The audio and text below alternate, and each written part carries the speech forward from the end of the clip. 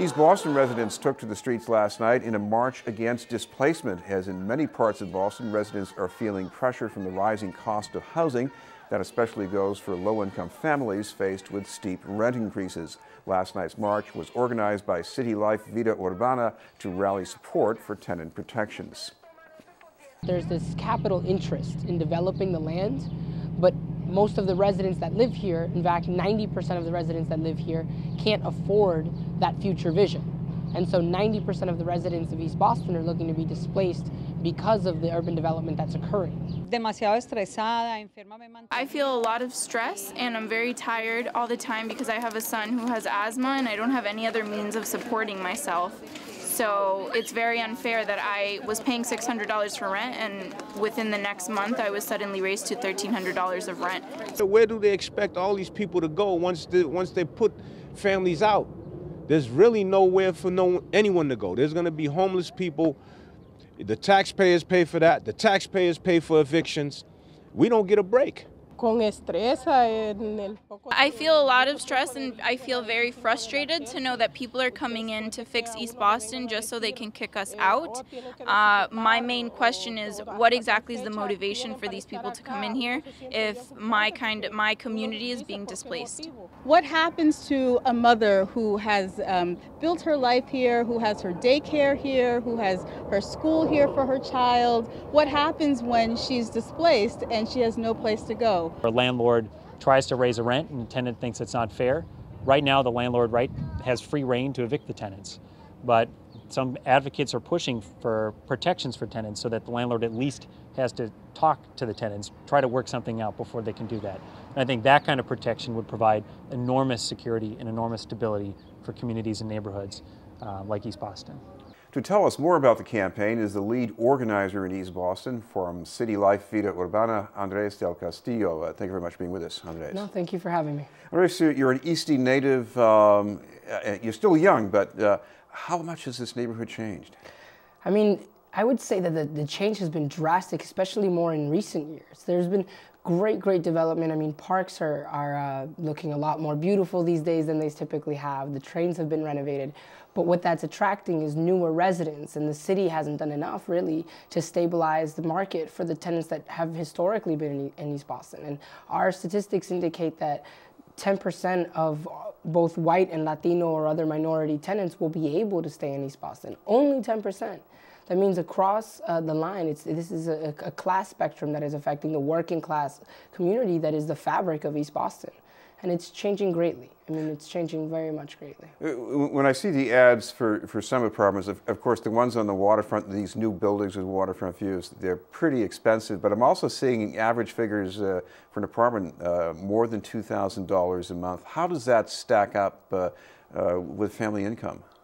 I mean, it's not a family environment, that's for certain. The market that East Boston is looking to be a part of, the market that the city is putting East Boston up toward is not a family market. It's not a community market. It's very much a market for students, young professionals, transient people who are not necessarily going to set roots in Boston, but will be in flux through the city, through different industries that we have, because the city has been more innovative in its industries and in its job market, but it's definitely not a community that is attempting to set long-term roots. Now, that doesn't speak for all new residents that are moving in, but looking at the numbers generally, that's what we'll see. And you know, the waterfront developments are an unfortunate news for us because they were Massport property, and so there was some room there for public entities to control what was going to be developed. And unfortunately, what was decided to be developed was luxury development, and our community is not luxury by any standards, by any means. And so it's largely not only not giving access to the current residents, but it's impacting the market of the entire neighborhood. And so what that means is the whole neighborhood is projected to have those same values. And if everything starts increasing to that place, you're going to see roughly 90% displacement in East Boston in the very short well, there are some families feeling the crunch in a very direct, urgent way. They're coming to City Life Vida Urbana asking for help. What are you hearing from them? Well, the first thing tenants ask typically when they talk to me is, my landlord has to be breaking the law. This has to be illegal. My landlord's raising my rent $500. You know, and for overnight a tenant to receive a $500 increase, it's not like they can go to their job or the place of employment and ask for a $500 raise a month. And so the reality that put on, the strain that puts on families is incredible. And so the first thing that they feel is there's no way this can be legally possible. Unfortunately, that's not true. Unfortunately, landlords have the right to raise the rent as much as they can and as much as they want. But tenants have the right to dispute that. Tenants have the right to fight that. And so because of that, we try to educate tenants on what their rights are. You know, how long have you been living in the property? What conditions have you been living in? And reporting all of that, making sure that we hold our elected officials and as well as our city responsible for doing inspections of these buildings and understanding the conditions that tenants are living in, which in East Boston, unfortunately for a lot of tenants, is really, really substandard conditions. And so we're trying to educate the community on knowing their rights and actually fighting for them. And not also understanding that we need more rights. There has to be more scope. Currently, a landlord can evict a tenant, which is something that legally is called a no-fault eviction. It's an eviction without any cause, without any reason. The landlord can just up and decide they want the tenant out. Oftentimes that precedes the tenant not being able to keep up with a rent increase. Now, that doesn't mean the tenant can't pay the actual and current rent, but when the landlord wants to meet market rates and wants to maybe sometimes even exceed market rates, we're seeing that because a tenant can't keep up, the retaliatory step is to just evict them and bring in a new tenant. And so we want to create something in the city of Boston, and we've pushed the city for something that's called the Just Cause Eviction Ordinance.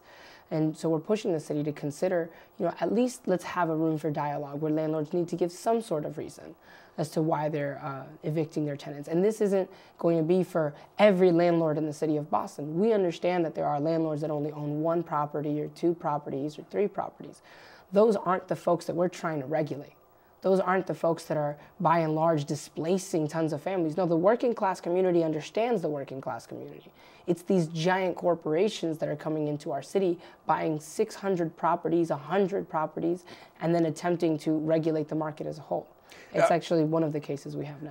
I can imagine, at least in many cases, these companies are willing to take even a substandard apartment and upgrade it, but raise the rent quite a bit. So I guess even with some new protections, you're talking about mainly maybe just buying time for families.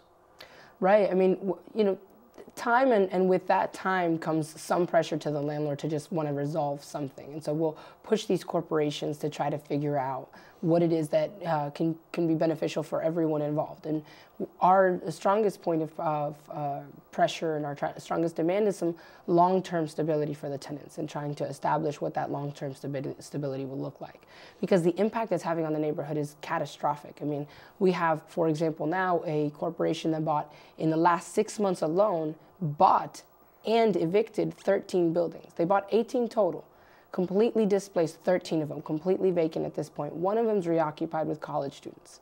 And so we're only being able to get involved in 5 of those buildings because they've already evicted the rest. So we're trying to come to some solution with that property owner around those buildings. And we want them to consider, you know, you are investing in our community, but are you investing in us? You're just investing in the land. We need you to invest in the actual community that resides there, in Bostonians. Like I said to the city council on a hearing we had, the term Bostonian, the species Bostonian, if you will, is becoming extinct. And this market is dictating that. Because Bostonians themselves, working class people, can no longer afford to live in their city. Well, workforce housing used to be next to rapid transit lines, a lot of bus service. These people, if they're being pushed out, I think it's going to be much farther away. What does that mean? That's one of the biggest concerns. So we're seeing that, although that was the case at some point, now these are luxury places to live. Now, because there have been redevelopment and renovations at train stations, it's actually very lucrative. Folks want to live near trains. So that folks, properties that are in near transit are a lot more valuable to rent out. And so that's driving rent prices up in those areas. And what that means is working class people are driven further and further away from public transportation. I mean, at this point, we're seeing the rents of East Boston start to influence the rents of Chelsea, the rents of Everett, the rents of Revere. And so it's pushing tenants further and further out of the greater Boston area. And that's going to create incredible strain and hardship on families, particularly young students. For families that have children in middle school or in high school, they're switching from school system to school system because their families have to continue moving, because the market continues to push them out. And that instability is going to cause incredible developmental burdens for those families and for those children. We have a little time, but there's one tenant of the Maverick Landing development, which used to be the Maverick Public Housing. Carol Copeland, the private company that controls things there now, wants to evict her because her son was making trouble, but I guess maybe this was not trouble in the development itself. Right. I mean, there are a couple things to consider. One, Carol had relocated her son knowing that, you know, it was better off for him to not be on the property. And so she had made that decision, a very difficult decision for a mother to make. She had made that decision. And then he gets in trouble completely off property. And this is then spurs an eviction process in which she, you know, found us very, very late in the legal process. So there wasn't much in that realm that we could do. But we have attempted to advocate on every level with Trinity Management, which is the management company in this scenario. And they've been very stringent on wanting her out. Although over 100 of her neighbors have signed a petition saying she's not a threat to the community and she's vital to the community's stability. We've talked to the management and we've let them know, you know, would you take the community's opinion into account? And they very clearly just said upfront no. And that for us is a major concern, not only for Carol, not only for the residents of Maverick Landing, but as Trinity Management looks to control and run more properties for the city of Boston, especially in this conversation of privatizing more of our public housing stock. Well, that's going to tell us, is this going to be the player that is in control of that? Because it doesn't seem like they're listening to tenants. It doesn't seem like they're listening to residents. And particularly now we're in East Boston, they seem to be starting to get the rights over the Orion Heights developments, public housing developments. And so if that's the case, it begs a very big question of will they listen to tenants in the future?